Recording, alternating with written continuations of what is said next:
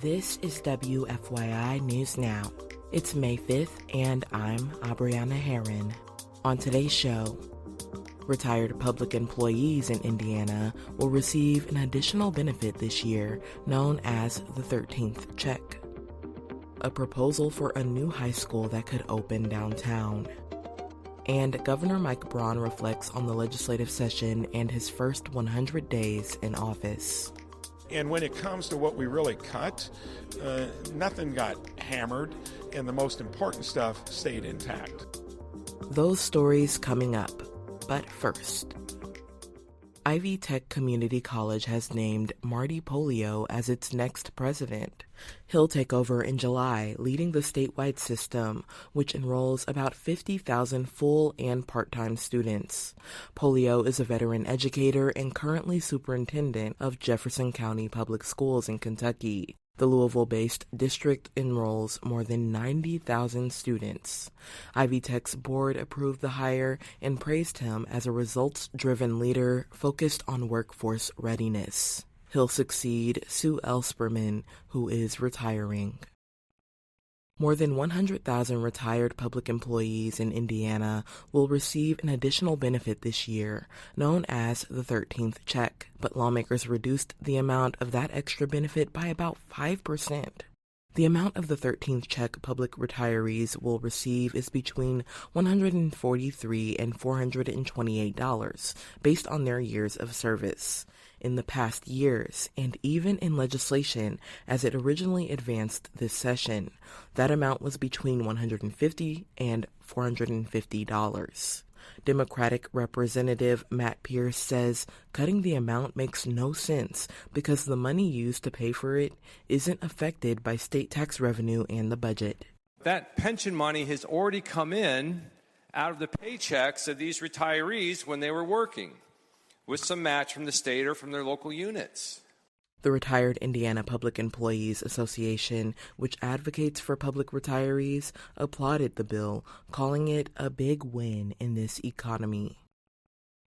2 charter schools in Indianapolis are poised to expand on the city's southeast and west sides. From WFYI's Education Desk, Sydney Dauphiné reports on a proposal for a new high school that could open downtown. The Indianapolis Charter School Board approved replication applications from Victory College Prep and Indiana Math and Science Academy. Both will open new campuses. IMSA plans to expand on the near west side. Victory College Prep will separate their current K-12 grade school on the southeast side of the city into a separate middle school and high school. The new high school will be in the old Bethel Park Elementary building. This summer, the board will consider a new school for downtown. Legal Prep Academy's focus is to prepare students for law school or a legal job. I'm Sydney Dauphiné. And for our final story today, Governor Mike Braun says his first 100 days in office have been a wonderful opening act. As Indiana Public Broadcasting's Brandon Smith reports, Braun reflected last week on a legislative session in which the state budget saw major cuts and property tax reform that didn't go as far as Braun wanted.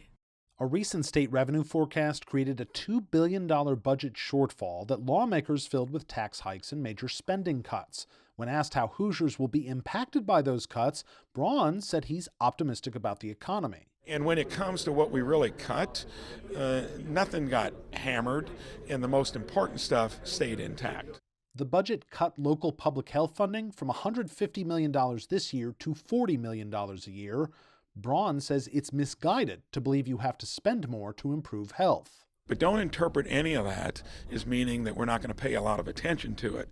Braun says his biggest win of the session was a slate of bills aimed at lowering health care costs, even as those bills were dramatically scaled back by the end of session. For Indiana Public Broadcasting, I'm Brandon Smith at the State House. That's all for today's episode of WFYI News Now.